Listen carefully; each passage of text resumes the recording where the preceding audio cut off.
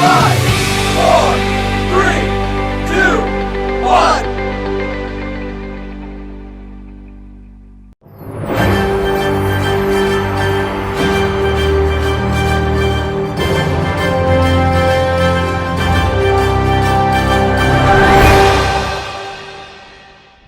Today on BKTV News, we've got a story about Wall Street bets and another artist spotlight. And we will also hear about the Upward Smiles event and a spotlight on the ag program. All this coming up right here on BKTV News. Going live in 3, 2, 1.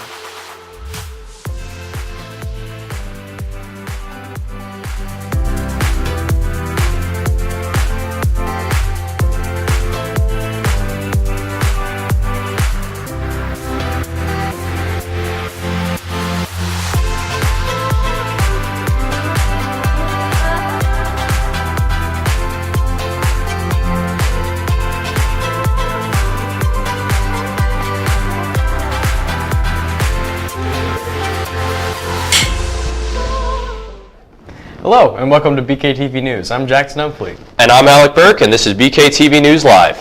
First up, we're going to send it over to Mark Southern, Nate Ballou, and Caden Foster who have some information about Wall Street bets. Wall Street Bets is a subreddit that was created 9 years ago on January 31st, 2012. Jamie Rogozinski created the subreddit initially because he wanted a group of people that like to take risks instead of playing it safe when it came to the stock market. Hence the name Bets. Wall Street refers to the street located in southern Manhattan and is now home to the New York Stock Exchange. Nowadays, Wall Street Bets have amassed 9.4 million subscribers and have the power to manipulate the stock market.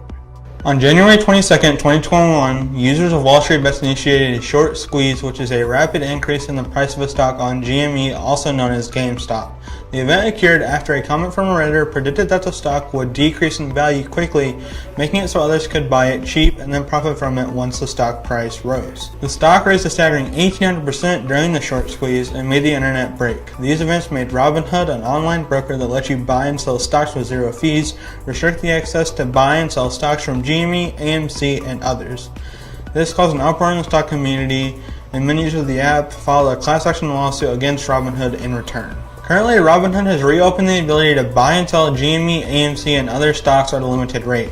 If Robinhood were to lose the class action lawsuit, they would have to pay out all damages to all affected Robinhood users, which is currently unlikely to happen because due to the contents of Robinhood's terms of service that state that it may any time in its sole discretion and without prior notice to me prohibit or restrict my ability to trade securities. April 19th marked the initial court date of the case. The court decided to combine nearly 40 separate lawsuits into one large case, which will be reviewed by a Miami federal judge and over 100 lawyers. The case has yet to be resolved, but steady progress is being made. Thanks, guys. Now it's time to hear about the newest artist on this edition of Artist Spotlight, which is being brought to you by Jared Barnes and Jack Toney. FHS has a lot of talented students. This month, we've spoken with Kate Norton, who specializes in art. First, we asked her what inspired her to do art. I think most of it was my own desire to create. I've always wanted to create something throughout pretty much my entire life, but it was really only like 7th grade where my teacher really pushed me towards being an artist. So that was pretty much the deciding moment that I really wanted to do art. Next, she showed us her favorite pieces. Well, I brought my lion today, as well as one of my pen pieces, as well as my fish, all of which will be entered for competitions in MAC and in various other places. The lion will be going into a national congressional show.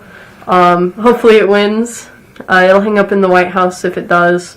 But that's it. She also won in the Margaret Harrell Art Museum by placing first in mixed media and also placing second in drawing.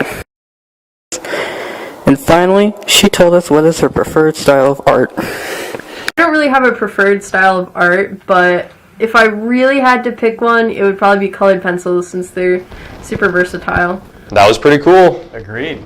Coming up next, it's TJ Benoist and Michael Kobayas who have information on the recent event that took place, Upward Smiles.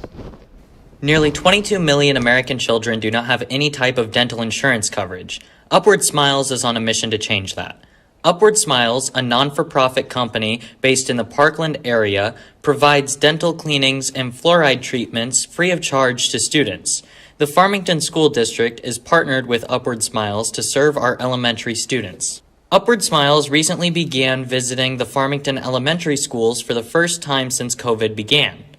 We spoke with Brittany Fries, a dental hygienist from Upward Smiles. She and a colleague were at Roosevelt on March 15th, Jefferson on March 22nd, and Washington Franklin on March 25th.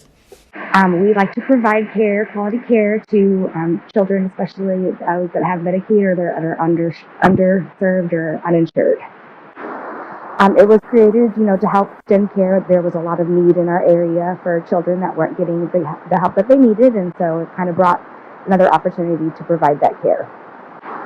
As far as now with our screenings, we're able to look and see exactly what their needs are, kind of help get the parents information and send home information for those who don't have any kind of care.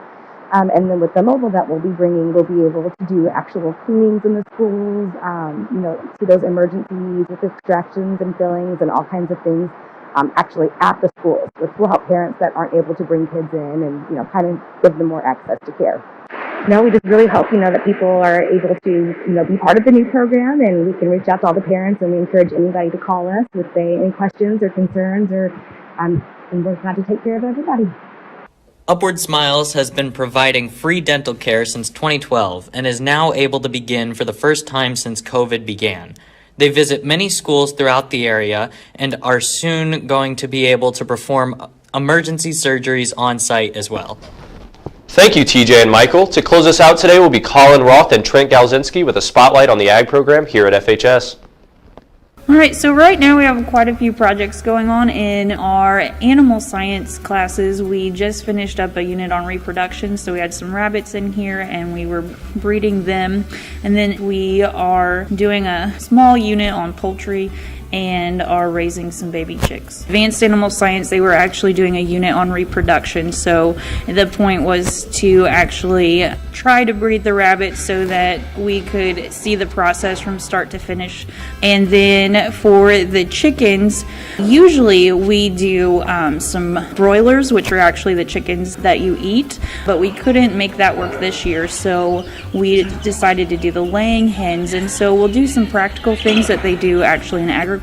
So we're weighing them, and so we're actually going to calculate their rate of gain and actually kind of see how they grow and develop. Miss Baird's Ag Power and Tech class, they're building some fence post pullers. They're also starting to design their own projects in the advanced class, and she does a good job of doing different labs that involve things like electricity, plumbing, learning how to use concrete, as well as getting kids out into the shop and doing more of the traditional aspects like learning how to arc weld, MIG weld. They're going to learn how to TIG weld this at the end of the week, and how to cut with the oxyacetylene torch. So within plant science, we actually have a floral design class, and so we have been designing boutonnieres, corsages. We've made different arrangements, wreaths, and then actually in our plant science class, we're going down to the greenhouse and we're getting ready for our spring plant sale. So we're raising a bunch of different types of flowers for hanging baskets, as well as growing vegetables, peppers, tomatoes, and some different herbs like basil, cilantro, those kinds of things. This has been Trent Galzinski and Colin Roth reporting for BKTV News. Before we close out the show, I would like to formally announce that today is Mr. Alec's birthday, so happy birthday, Alec.